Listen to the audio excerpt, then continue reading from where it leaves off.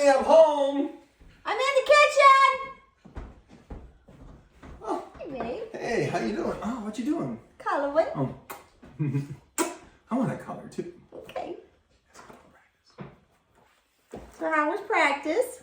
It was good. Last practice before a bowl of broccoli.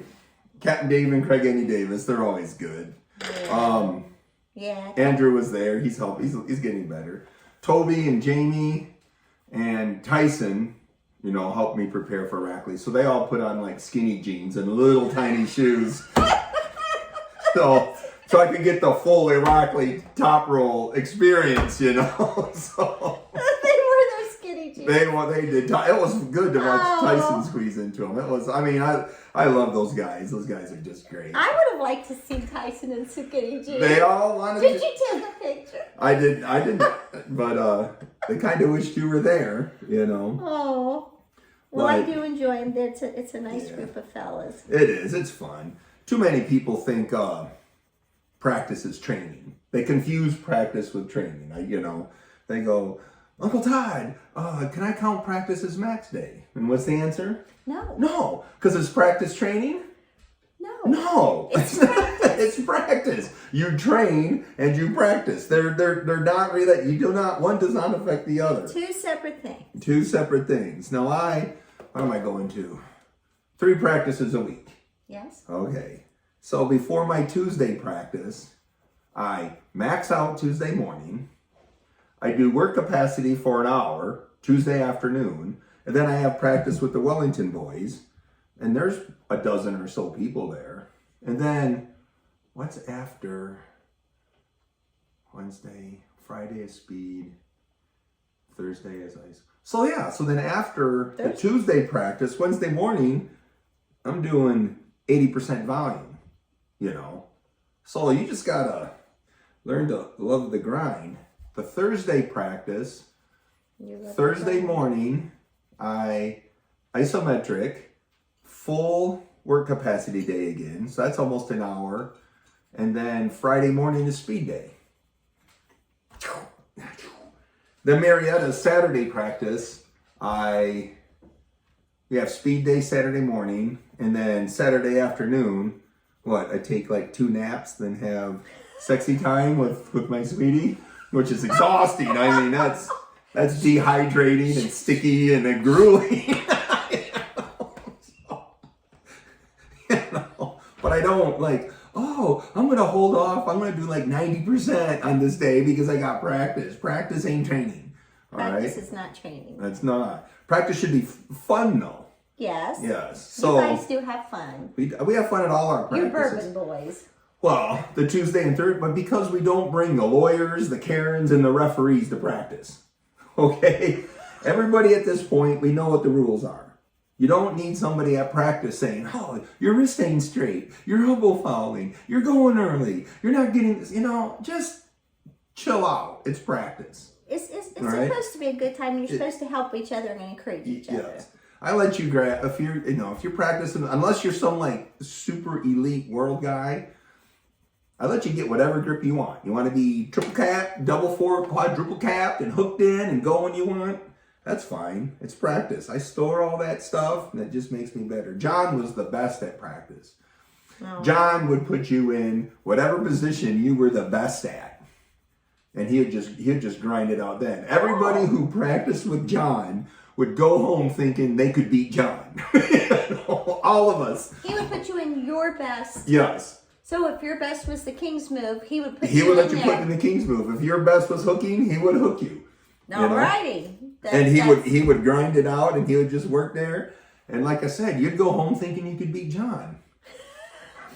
But what you did is you practiced with Practice John. Competition John was a whole other flavor. All right. That's a whole different John. Competition John was red hot and blindingly fast. Practice John was like, a sandwich made out of marshmallows and peanut butter and banana. It was all soft, mushy, and comforting, Oh man, John sounds like a lot of fun. But if you want to, be super legit legal, then you should practice ready goes. But ready goes are not a honor system match, right? If we're gonna practice ready goes in practice, get somebody else there to set you up in a ref's grip, not your normal cheating grip. Have somebody put you in like a legit ref's grip, straight wrist, the pause, and then go. You know, none of this micro movements, microaggressions, hustle strap, Ferris strap, none of this other crap that people believe on the internet nowadays. Just legit refs go. And in that case, if you want to pin each other, not. Other than that, seriously, man, stop pinning each other in practice. Oh, my elbows are sore. What do I do to fix your elbow soreness? Well, first, stop getting pinned in practice. Well, I think you've always said that. Don't pin your partners. Don't bang into them. Pinning is the easiest part of the whole match. You do not have to practice the easy stuff. Concentrate on the hard stuff, right? If you're doing ready goes, then then let pinning go, because sometimes people can fight back out of that stuff. Yeah. But if you're just doing the honor system, ease into it, take off like a pheasant. Take off like a pheasant. Because they take off very slow and steady, you know. You don't have to pin each other. And you can tell when pros and amateurs, you've been to enough practices, you can tell when you're at a practice, especially the ones we hold at the station, who are the experienced pullers and who are the beginners. Because the experienced pullers will pull up, they'll sit down, they'll just hold their hand like that, and they'll close when they're ready. Mm-hmm. And the beginners, you know, they dive in like that, they grab everything, and they hit like that, you know. The pros, when we go, the pros trying to contain, you know, and just hold you. The beginner hits you with a top roll, hits you with a press, hits you with a shoulder roll, hits you with a hook, switches to this, goes in, out, up. It's like, oh, that's exhausting. Man, it's frantic. Yeah, it's like, dude, I'm having a seizure here, man. Just slow down. You know, it's like when they go fishing, they open their tackle box and they throw every single lure they have into the water. Something's gonna work. You know? And I'm like, you're gonna do it all one time. Dude, if you pinned me, it doesn't really count. You know, because it's practice. It's practice. Your practice wins don't count. Your practice losses do. So if you beat me, that loss counts on me. But you pinning me doesn't really count for anything. You're not like now ranked number 3 at 95 kilograms at East vs. West. You know. Oh, but you know they can't. They get excited. I get it. You get excited. I'm pulling Todzilla. You know, you kind of got to give them a little. I give them leeway. I don't beat them up if they're cheating. I let them know. If they got a competition coming up, I let them know. I say, dude, you know, you're kind of crooked or something like that, just so you know. Like when you hit a ready go. Don't smack them. Yeah, don't smack them. Well, some people need Don't smack them. Don't smack them. Don't smack them upside the head. Well, because the reality is, every week between those 3 practices, I bet I practice with 35 people. There's probably 35 people at those 3 practices. And in the summer, it's worse. In the summer, it's probably closer to 40 or 50. And then when we travel, when we have the practices at the station, when we go to Dave Morocco's house, when we travel to other practices, I bet you I practice with a couple hundred people a year. Yeah, I'm sure you probably do. Out of all those people, there's maybe 3 or 4 that are like actively competing, that are training for a tournament coming up. Right. Most everybody else is just hanging out. You know. Coming to pull you. Coming to enjoy the Righteous Brotherhood, have a few drinks, tell a few lies, have a few laughs, you know. Yep. It's got to be fun, man. Nobody wants, you know, to be carrying them to death at practice. No. So. Don't be doing that.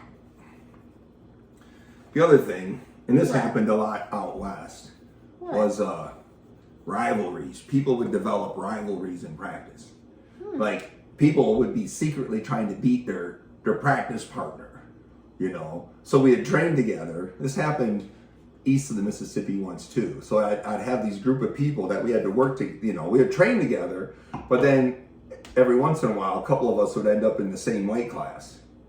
And boy, there's always somebody who desperately wanted to beat his training partner in competition. And that's just ugly, because, you know, some of these guys I practiced with 10, 15 years. I can't have a rivalry with a training partner No. because then I'm no longer committed to making you better. Right. And if you're not getting better and I'm training with you, then you're- it's holding me back from getting Right. better. Right. You know?